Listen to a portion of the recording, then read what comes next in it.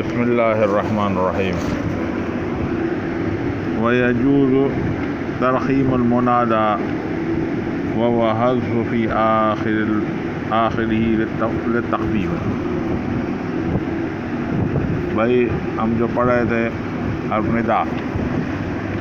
ندا کتنے 5 یا ایا حیا ای اے، اور جس پر حرف ندا داخل اس کو منادا بولا جاتا ہے.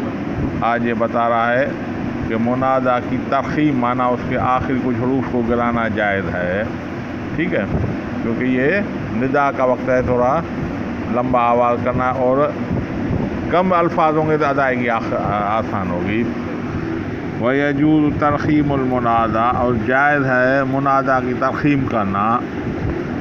آگے خود بتا رہا ہے وَهُوَ حذف فی آخرہ، اور وہ ہے حذف کرنا اس کی آخر میں سے، للتخفیف ہلکائی کی وجہ سے.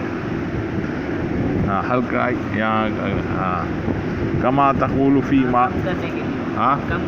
کم کا ہے یعنی آواز کو ہلکا کرنے کے لیے، یعنی ادائیگی میں ہلکا ہونا چاہیے. ٹھیک ہے بھائی، زیادہ الفاظ ادا کرنا زیادہ مشکل ہے یا تھوڑے کم مشکل ہوتے ہیں، زیادہ ہلکے زیادہ مشکل ہوتے ہیں. تو تخفیف یعنی ہلکا کرنا اس کو.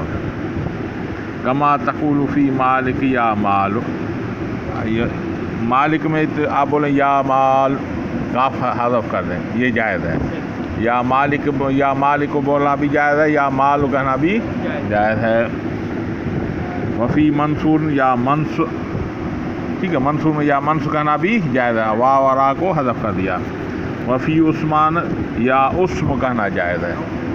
ٹھیک ہے، ابھی یہ بتا رہا ہے کہ ہم نے بولا پہلے اعراب پڑھ دی بھائی، منادا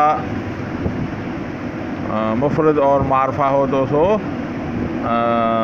کیا اعراب پڑھائی جائے گی؟ علی علامت الضم، مبنی علی علامت الضم پڑھا جائے گا. اب ترخیم کے بعد کیا پڑھا جائے گا؟ تو یہ دونوں صورت جائز ہے، یعنی مبنی علی علامت الضم پڑھے جائے، پھر یہ بھی جائز ہے، یا جو اس کی حرکت جو آخری لفظ پہ وہ بھی پڑھنا جائز ہے.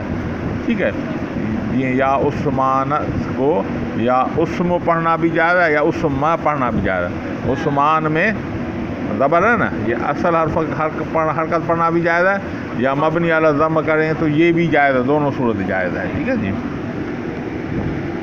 وَيَجُوزُ فِي آخر مناد المرخم، اور جائز ہے آخری حالت منادا مرخم، جو مرخم ہے جس میں ترخیم کی گئی ہے. ذمہ دینا بھی جائز ہے. والحرکت الاصلیتی، یہ بھی جائز ہے. کما تقول فی یا حارث، یا حارث میں یا ہار کہنا بھی جائز ہے، یا ہاری کہنا بھی جائز ہے. یعنی مبنی علی ضم کر دیں یہ بھی جائز ہے، اور اصلی حرکت دے دیں تو بھی جائز ہے، دونوں صورت جائز ہے. ٹھیک ہے. وَاعْلَمْ ان یا من حرف النداء وقد تستعمل فی المندوب، جان تو کہ بے شک یا حرف ندا سے ہے، اور کبھی کبھی استعمال ہوتا ہے مندوب میں. ٹھیک ہے، ایضاً مندوب میں بھی وہ متفجہ علیہ، مندوب کیا ہے؟ وہ متفجہ جس پر رویا جائے. ہاں بھائی، کوئی بندہ مر جائے، زید مر گیا، یا زیدہ وا زیدہ، ایسے رویا جاتا ہے نا. بین کرتے ہیں جو، ہے نا جائز؟ جائز نہیں ہے بین کرنا، لیکن کرتے تو ہے نا. یہ تو جو کریں گے اس پر قانون تو نافذ ہوگا، جائز یا ناجائز تو جو جانے مفتی صاحب، لیکن صرفی قانون اس پر نافذ ہوگا. ٹھیک ہے، تو متفجہ مانے جس پہ رویا جائے، یا کس کو تکلیف میں دے کر، یا سخت علیل ہے پھر اس پر رویا جائے، مر رہا ہے. ٹھیک ہے، اس کو کہتے ہیں متفجہ والا ہی. ہمارے یہاں بھی کرتے ہیں نا، خصوصاً دیہاتی لوگ زیادہ کرتے ہیں، شہر کے بھی کرتے ہیں، جو جاہل لوگ ہوتے ہیں وہ کرتے ہیں. جو عالم اور جس دین کا تعلق ہے وہ ایسا نہیں کرتے. ٹھیک ہے. وَاعْلَمْ أَنَّ یا من حرف النداء، من حروف النداء، یا حروف ندا میں سے ہے. قد تستعمل فی المندوب، کبھی کبھی مندوب کے لیے بھی استعمال ہوتا ہے. ایضاً وہ متفجہ علیہ، یہ وہ ہے جس پر رویا جائے. یا دکھ کا اظہار کیا جائے. بیا اوا، یہ دکھ کا یا استعمال کریں گے یا واہ. یا زیدہ بولا جائے گا یا واہ زیدہ. کما تقول یا زیدہ و واہ زیدہ، ٹھیک ہے. وہو مختصم بالندب و واو، فواو مختصم بالندب. اب بتا رہا ہے کہ واو خاص ندب کے لیے اور یا ندب کے لیے بھی آتا ہے، حرف ندا دونوں کے لیے آتا ہے، ٹھیک ہے. اور واو صرف متفجہ بھی جس پر مندوب، جس پر رویا جائے، یا بھی تو بتایا یہ اس کو ندب بولتے ہیں نا. دوبارہ پڑھ لینے پڑا. وَعْلَمْ أَنَّ يَا مِنْ حروف النداء، یہ یا حرف ندا میں ہے. وقد تستعمل فی المندوب، مندوب ہے نا، ہاں مندوب میں. مندوب کی تاریخ ہے وہ متفجہ علیہ، جس پر رویا جائے. مندوب ذہن میں رکھیں.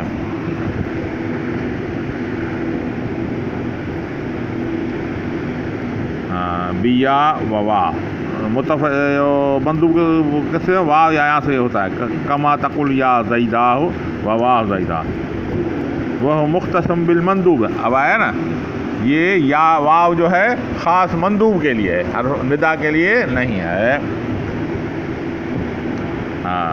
فواو مختصم بالندب و یا مشترکتن، ایوا یا مشترکہ ہے، ہر ندا کے لیے بھی استعمال ہوتا ہے، مندوب کے لیے بھی استعمال ہوتا ہے. جی ہاں، مشترک بین الندا والمندوب، یہ مشترک ہے ندا اور مندوب کے لیے. وحکم فی آخر ہی والبناء مثل حکم المنادا، اس کی آخر کی آ رہا وحکم فی آخر الاعراب والبناء، اس کے آخر معرب اور مبنی ہونے میں، اعراب اور بنا ہونے میں منادا کی ہے. جیسے منادا بھائی مفرد معرفہ ہو تو مندوب مفرد معرفہ ہوگا. اگر منادا مفرد معرفہ ہو تو مبنی علی الضم ہوگا، تو یہ بھی مبنی علی الضم ہوگا. اگر منادا جو ہے مضاف ہو تو نصب پڑی جائے گی، تو مندوب پہ نصب، یعنی وہی حکم ہوگا جو حرف ندا منادا والا ہوگا. بات سمجھ میں آ گئی؟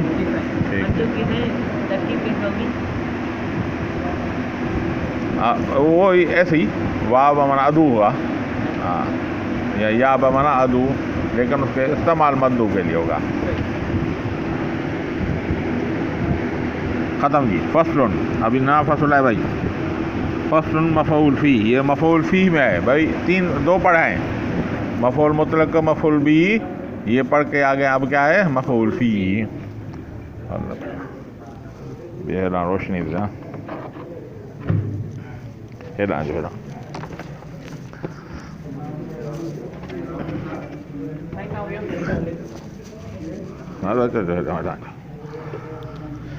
ہاں. فصل مفعول فی بھائی، مفعول مطلق و مفعول بھی پڑھ کا اب مفعول فی ہے. مفعول فی وہ اسم ما وقع فعل الفاعل فیہ من الزمان والمکان. مفعول فی وہ ہے، وہ اسم ہے جس میں فاعل کا فعل واقع ہو زمان یا مکان میں سے. مفعول فی بھائی دو قسم ہے، اس کو ظرف بولا جاتا ہے. مفعول فی کو ظرف بولا، ظرف زمان بھی ہوگا، ظرف مکان بھی ہوگا. پھر ظرف زمان جو ہے محدود بھی ہوگا، غیر محدود بھی ہوگا. ظرف مکان محدود بھی ہوگا، غیر محدود بھی ہوگا. اس کا حکم آ رہا ہے، ٹھیک ہے، سمجھ گئے؟ یعنی ظرف زمان ہوگا، ظرف مکان ہوگا، پر ہر ایک اس میں سے زمان اور مکان محدود بھی ہوگا، لا محدود بھی ہوگا. ٹھیک ہے. ہاں. ومفعول فی وہ اسم ما وقع علیہ فعل الفاعل فیہ من الزمان والمکان. مفعول فی وہ اسم ہے جس میں واقع ہو فاعل کا فعل، وہ زمان میں سے بھی ہو اور مکان بھی ہو. ویسمى ظرفا، اسے ظرف بولا جائے گا. کیا بولا جائے گا؟ مفعول فی کو ظرف بھی بولا جائے گا. ظرف مانا برتن بھائی، کوئی بھی فعل زمان اور مکان سے خارج نہیں ہے. ضرب زید، زید کو مارا، کسی نہ کسی جگہ پہ مارا ہوگا. ضرب زیدن، یا کسی نہ کسی وقت میں مارا ہوگا، یعنی زمان بھی ہوگا تو مکان بھی ہوگا. ٹھیک ہے، تو اس کو ظرف بولا جاتا ہے. ویسمى ظرفا. والظروف الزمان على قسمین، ظرف زمان دو قسموں پر، مبہم اور معین. مبہم وہ ما لا یکون حد معین، وہ مبہم وہ ہے جس کی حد معین نہ ہو. کا دہر ہین، جیسے زمانہ اور وقت. بھئی زمانہ 1 منٹ کو بھی بولا جائے گا، 100 سال کو بھی بولا جائے گا. وقت 1 منٹ کو بھی بولا جائے گا، 100 سال کو بھی بولا جائے گا، یعنی کس کی کوئی حد نہیں ہے جی. مبہم وہو ما لا یکون لہ حد معین کا دہن وحین، جیسے زمانہ اور وقت. وہ محدود، دوسرا قسم ہے محدود. ٹھیک ہے، ایک مبہم دوسرا محدود. وہ ما یکون لہ حد معین، وہ ہے جس کا حد معین ہو. محدود میں حد معین ہو. ٹھیک ہے، جیسے لیلتن، شہرن، سنتن. ٹھیک ہے بھائی، رات ہمیں معلوم ہے دن کس کو بولا جائے؟ صبح طلوع فجر سے لے کر مغرب تک. رات کیا ہے؟ مغرب سے لے کر طلوع فجر تک. ٹھیک ہے. اچھا، ایسے دن 24 گھنٹے،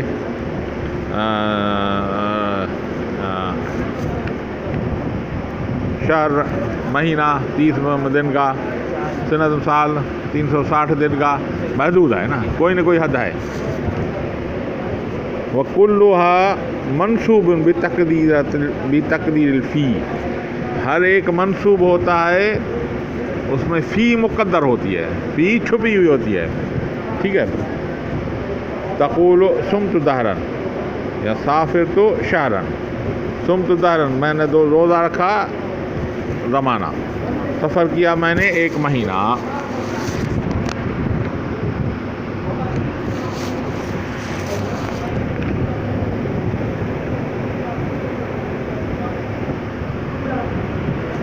ٹھیک ہے جی.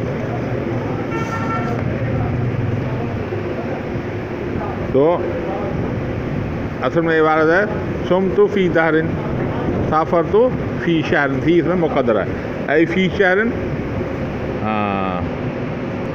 اے فی شہرن و دہرن، یعنی صمت فی دہرن سافرت فی شہرن نہیں ہوگا. ٹھیک ہے. اللہ بندہ.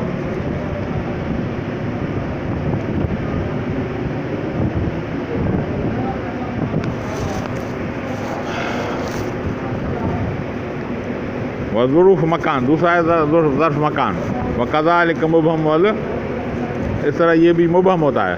وہ منصوب ایضا فی تقدیر فی، یہ بھی منصوب ہوتا ہے جس میں فی مقدر ہوتا ہے. جیسے جلست خلفک و امامک، بیٹھا میں تمہارے پیچھے. بھائی پیچھے تو کہاں تک چلا گیا؟ غیر معین ہے. امامک اس کے آگے کوئی بھی، اس میں فی مقدر ہے. یعنی جلست خلفک کا معنی جلست فی خلفی کا، جلست فی امامی کا. ٹھیک ہے. وہ محدوداً، اور دوسرا ہے محدود. یہ مبہم و محدود.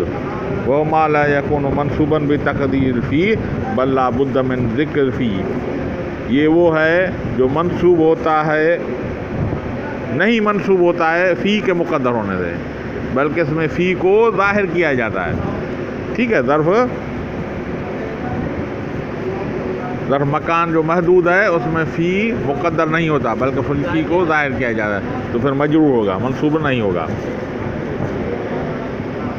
ومحدود وہو ما لا یکون منصوبا فی تقدیر فی، وہ منصوب نہیں ہوتا فی کے چھپے ہونے سے. بل لا بد من ذکر فی، ذکر فی فی، بلکہ ضروری ہے کہ اس کا ذکر کیا جائے فی کو، اس میں فی کا ذکر کیا جائے. جیسے جلست فی الدار. ٹھیک ہے. اب یہ ظرف ہے لیکن فی کے ذکر کرنے سے یہاں چھپایا نہیں جائے گا. یا جلست فی السوق، یا جلست فی المسجد. واللہ اعلم بالصواب. ٹھیک ہے. یا بہر ہو